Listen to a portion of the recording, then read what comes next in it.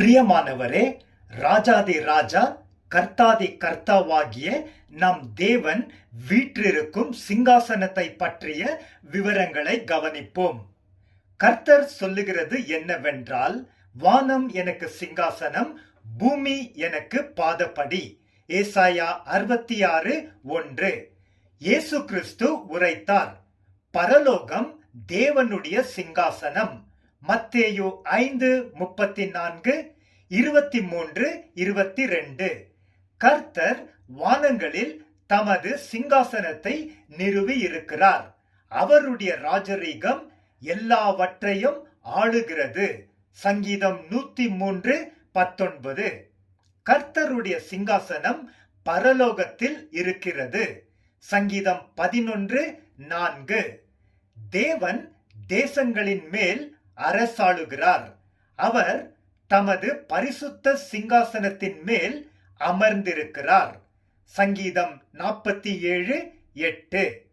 கர்த்தாவே, உமது சிங்காசனம் ஆரம்பம் முதல் உறுதியானது. நீர் என்றென்றும் இருக்கிறீர். சங்கீதம் 93:2. கர்த்தாவே, நீர் நீதி உள்ள நியாயாதிபதி ஆக சிங்காசனத்தின் மேல் அமர்ந்திருக்கிறீர். சங்கீதம் 9:4. கர்த்தாவே, நீர் என்றென்றைக்கும் இருக்கிறீர். உம்முடைய சிங்காசனம் தலைமுறை தலைமுறையாக நிலை நிற்கும். புலம்பல் 5:19. கர்த்தாவே, நீதியும் நியாயமும் உம்முடைய சிங்காசனத்தின் ஆதாரம். கிருபையும் சத்தியமும் உமக்கு முன்பாக நடக்கும். சங்கீதம் 89:14, 97:2.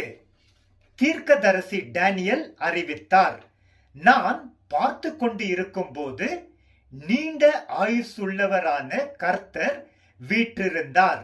அவருடைய சிங்காசனம் நெருப்பு தழலும் அதன் சக்கரங்கள் எரிகிற நெருப்புமாய் இருந்தது. டேனியல் 7:9. பரலோகத்தில் உள்ள தேவனுடைய சிங்காசனம் மகத்துவமானது. எபிரேயர் 8:1. நாம் இரக்கத்தை பெற்றுக்கொள்ளவும் சரியான நேரத்தில் உதவி செய்யும் கிருபையை அடையவும் தைரியமாக கிருபையின் சிங்காசனத்திடம் சேருவோம். எபிரேயர் 4:16. ஆமென்.